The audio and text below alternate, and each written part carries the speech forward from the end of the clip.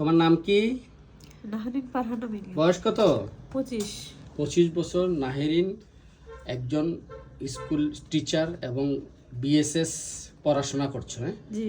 সে একটু মানসিক রোগে ভুগছে আজকে 8-10 বছর ধরে।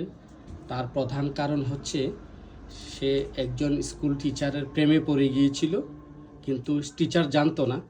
পরবর্তীতে টিচারের যেদিন বিয়ে হয়েছে সেদিন থেকে সে মানসিক ট্রমায় চলে গেছে এবং সেদিন যেদিন ভাসর বিয়ের রাত্রেই সে অজ্ঞান হয়ে পড়ে গেছে। সেদিন থেকে সে মানসিক রোগে ভুগছে। আজ পর্যন্ত সে সুস্থ হয়নি। তাকে মানসিক ডাক্তার, পাগলের ডাক্তার এবং অনেক কবিরাজ, ঝাড়ফুঁকর অনেক ডাক্তার দেখিয়েছে এবং কি তাকে শেষ পর্যন্ত সে অনেক ঝগড়া করে, মারপিট করে, টিচারদেরকে মেরেছে, ম্যাডামদেরকে মেরেছে, পার্শ্ববর্তী বাড়ির মানুষের সাথে ঝগড়াঝাটি করেছে।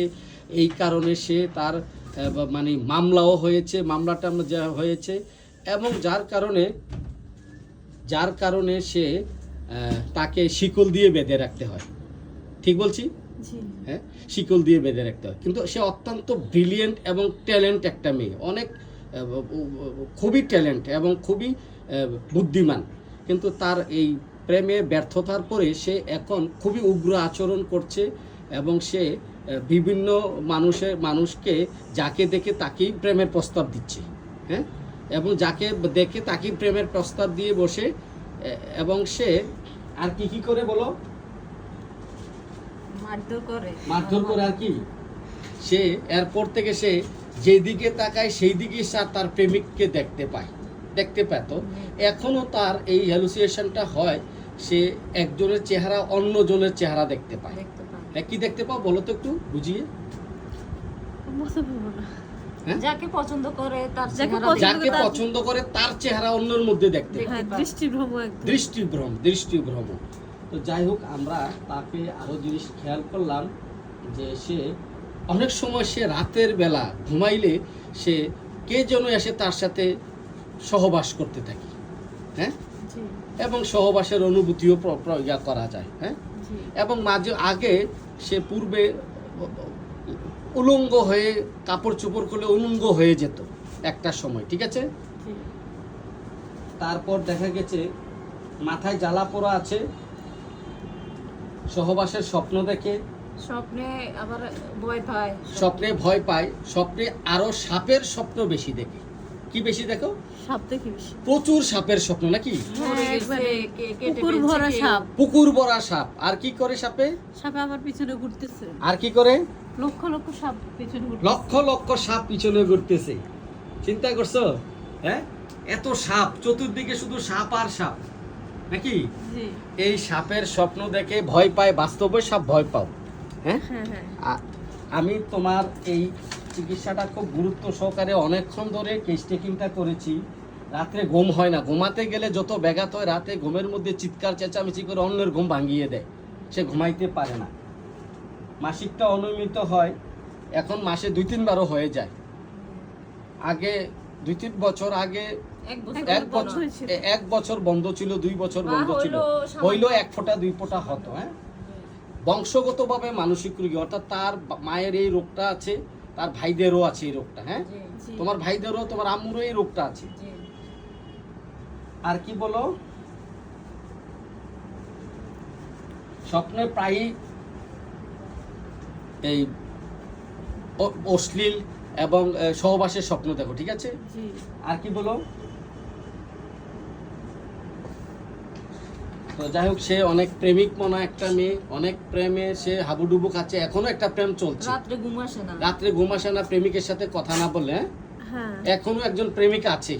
এখন কি এটা বাদ না থাকবে? আমি বাদ দিয়ে দিবে। কার কথায় বাদ দিয়ে দিবে?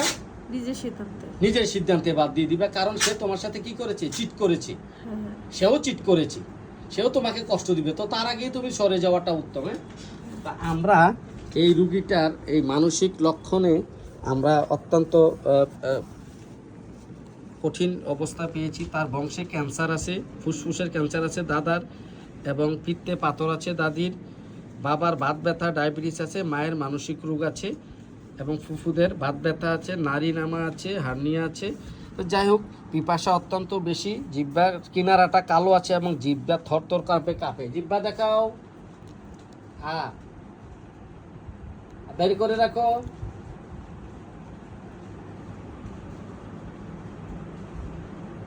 জিহ্বা থরথর করে কাঁপতে থাকে, বের করে রাখতে পারে না।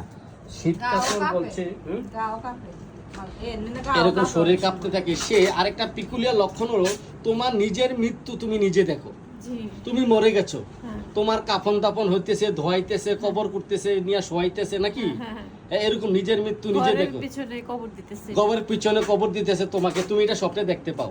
আবার আর কাকে কাকে দেখেছো? She is very religious minded. আর কাকে কাকে দেখেছো?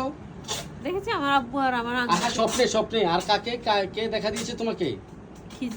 খিজির আলাইহিস সালাম। আর আল্লাহ নূর দেখেছো? না এগুলো বলার দরকার, সমস্যা নেই, বলো আর কি দেখেছো? স্বপ্নে তারা ধ্রুব তারা দেখেছে, অনেক গায়েবী শব্দ শুনতে পায়, এই যে স্বপ্ন দেখতে পায়, এরকম ধরনের ভালো ভালো স্বপ্ন দেখতে পায়। এবং রাগ অতিরিক্ত, যখন রেগে যায় সে 8-10 জনও ধরে রাখতে পারে না। ঠিক বলছি? 8-10 জনও ধরে রাখতে পারে না। আর কি হয়, একবার বিষ খেয়ে আত্মহত্যা করতে চেয়েছিলেন এবং একবার ফাঁসি দিয়ে ফেলছিলেন। হ্যাঁ, আগুন ধরিয়ে দিয়েছে কাপড়ে, ঠিক আছে? না এটা সত্য না। আচ্ছা বলো, একবার কি ফাঁসি দিয়েছিল?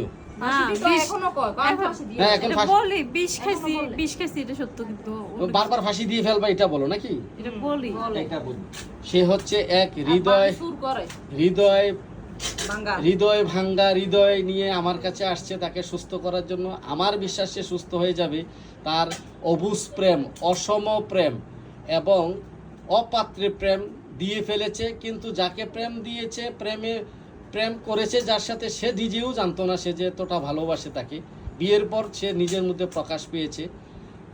এরপর থেকে সে মানসিক রোগে ভুগতেছে, পারিবারিকভাবেও মানসিক রোগী আছে। তবে সে আগে অনেক অহংকারী ছিল, তবে প্রচণ্ড হিংসুটে সে। তার ক্লাসের কেউ যদি ভালো মার্ক পায় সে হিংসা হয় অনেক।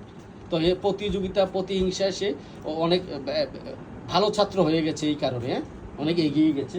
তো হিংসা বেশি, সন্দেহ প্রবণতাও খুব বেশি। মনে করে পিছনে অনেক শত্রু আছে, তারা পিছনে পিছনে অনেক ষড়যন্ত্র করে, সে তার ভালো কেউ চায় না। সাপের ভয়ে সে রাত্রে ঘুমাইতে পারে না, অন্ধকারে। জিনভূতেরও ভয় আছে। মিষ্টি পছন্দের মধ্যে মিষ্টি পছন্দ, মাংস, ডিম, জাল পছন্দ, তিতু পছন্দ। তিত করলা পছন্দ। যাই হোক, আমরা তার চিকিৎসায় আমাদের ওষুধ আসছে, হাইসিওমাস আসছে, ইগনিশিয়া আসছে, নেট্রামিউর এসেছে, কিন্তু তাকে আমি ওষুধ দেব ল্যাকিসিস। তোমার ওষুধের নাম কি?